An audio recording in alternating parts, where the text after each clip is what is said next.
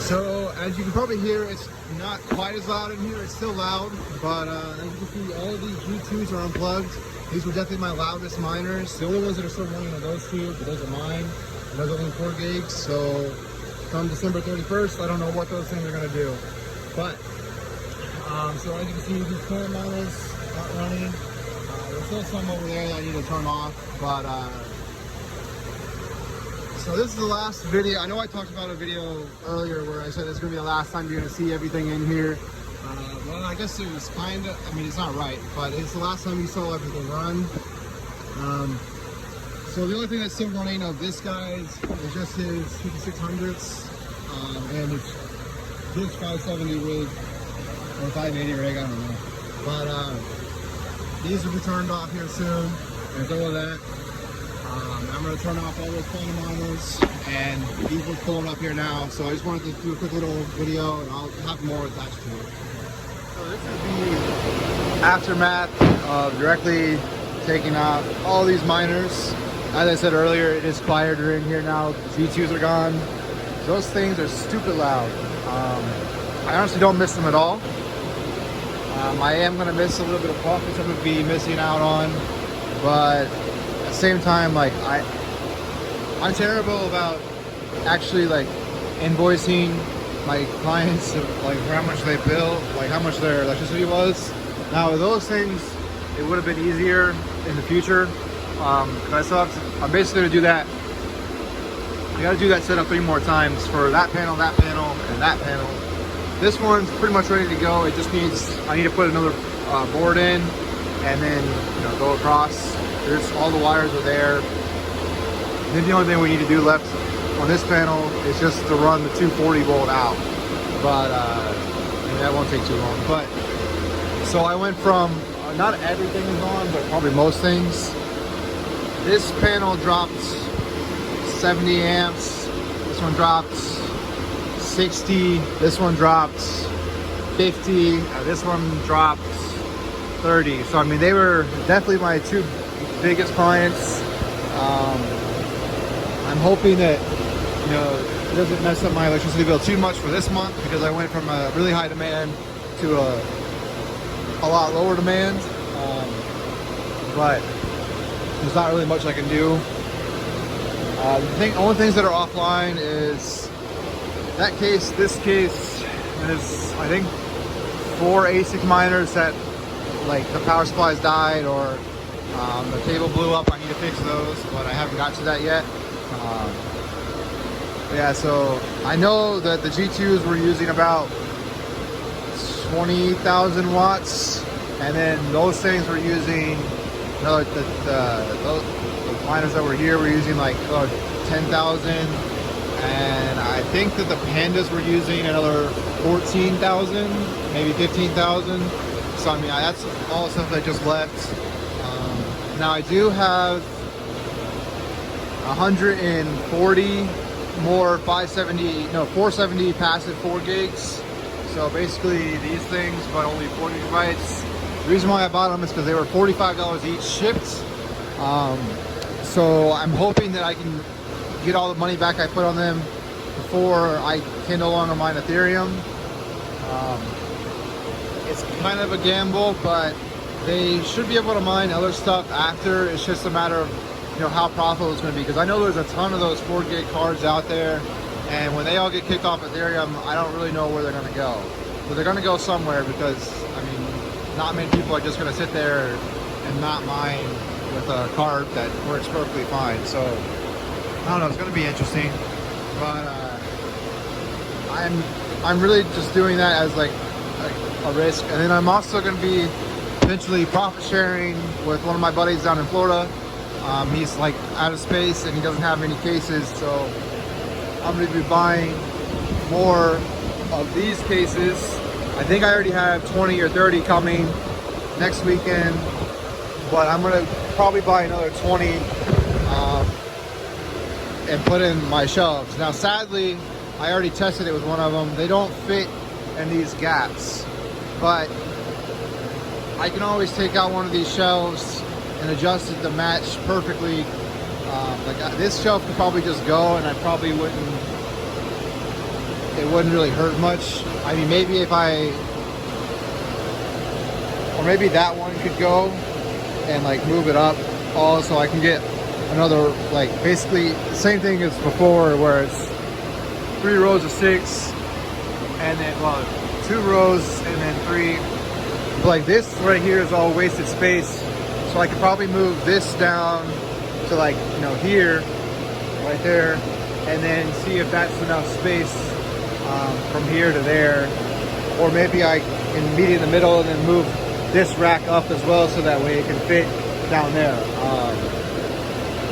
I don't know. Now I don't know. This one's a little bit taller, but I don't think it's going to fit there either. It might. They should fit vertical here, but I don't know. So but basically I want to go vertical as much as possible, because if I need to pull out one of these liners, like this one, it's really easy. I can just, you know, take it, unplug the power, Ethernet, plug it, and like take it out. It's real simple. So I mean, it's definitely the way to go. I'm real glad that I got rid of. There's a couple of them still stacked, but I guess I can go through and unstack them if, you know, if they don't fit. It's just some of them, like my calf miners, I can't do it because they put Ethernet on one end and then the power comes in on the side. So those ones have to stay like that. Now the Octominers, most of those have the power come in on the like on the back, and then the Ethernet's also on the back. So those ones are fine. But I'm like my calf miners, I'm not a big fan of how they did it. The Panda miners are the same way. Where they use both sides. As you see here, like you got power, then Ethernet's on the other side. I don't like those types of designs. This one's in this little case, which the guy who has some of those rigs over there wanted to test out this case and this case. And that one, the Ethernet's on the back, but the power is still on the side. And I don't like that. I like them just to be built in. Like these are all ATX power supplies, it doesn't really matter.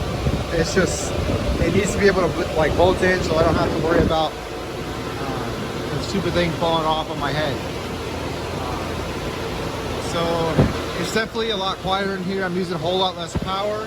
There's nothing wrong with that. My bill last month was $5,700. I still have to pay. I had to invoice both of them, and hopefully they'll pay me. Otherwise, I'm just out all that money. But you know, it's. I mean, hopefully they do right, but I mean, it's fine if not. I'll survive, I hope. It'll just kind of screw me up on, I want to buy more cards, and I was going to use that money to buy more cards, and then use those cards making money to pay the next month's electricity, because, like, basically, next month's electricity is going to be most of the month of these guys running, so it's still going to be really high. But it's not going to be $5,700, I don't think. Well, I don't know, it might be, because I added all of that last month, which is another 20,000 watts. So who knows? But I don't know. That's kind of just rambling now. But I will. So what I might do is, since I have this rack pretty much empty, it's just one calf miner and some PDUs. There really needs to be a day here soon where I come through and I clean up this mess. And I clean up all these cables just laying everywhere. Obviously these weren't all laying everywhere before, but they were powering all my stuff here, and now they're no longer needed. So like a lot of these cables, like that one's okay. I'm trying to find one that's not any good. Oh yeah, like this, really hard to see, but it's the pins in there, they spread out, and it starts arcing back and forth, and it'll eventually, basically it'll catch on fire inside of there and blow out the cable, like you see right there on that guy where it's like all weird, or that's a better example of that one. That's not good. I could easily, like if that was on the wood, that could catch on fire, and then I have the chance of losing my whole shed. So now these red cables, those ones shouldn't do that because it's a bigger gauge and it shouldn't get as hot. But just the 18 gauge, so especially the cheap cables I had, they were getting hot right here where the cables are bending. So if you don't know much about cables, or I guess electricity and you know how bends work, but your highest point of resistance is wherever you have a 90. So any kind of a bend in your cable, it's going to get hotter there than anywhere else on the cable.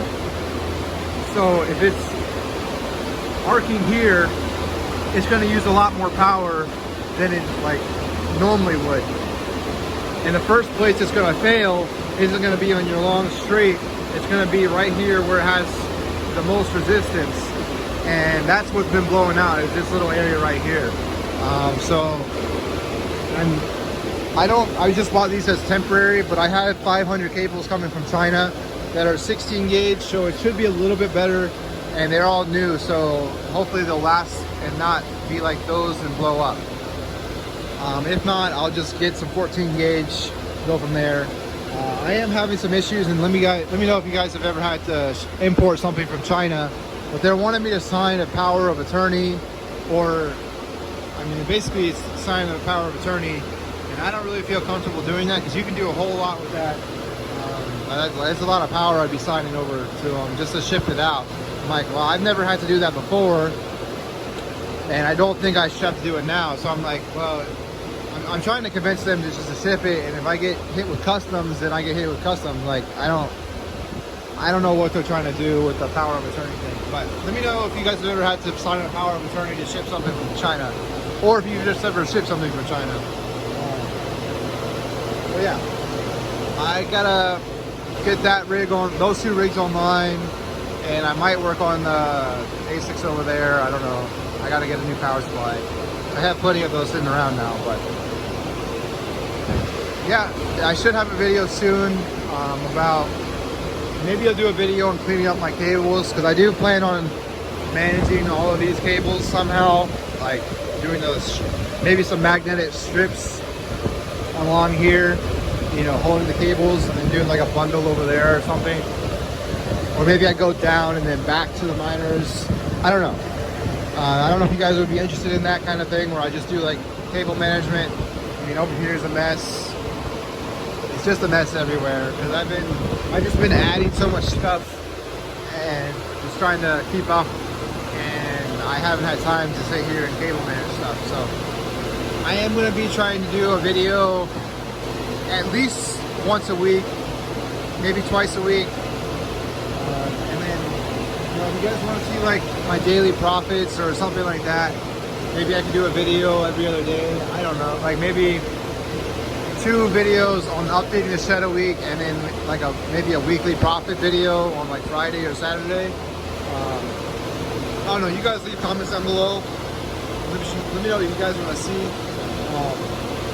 This is going to be like the 6th video or 7th video on the last one I released. So, because today's October 24th, so that'll kind of like, so the last video I just uploaded yesterday was from like 2 months ago. So anyways, it's the one where I was talking about airflow. That's the one I'm talking about. But anyways, I'm gonna try and clean up some stuff and get some miners online.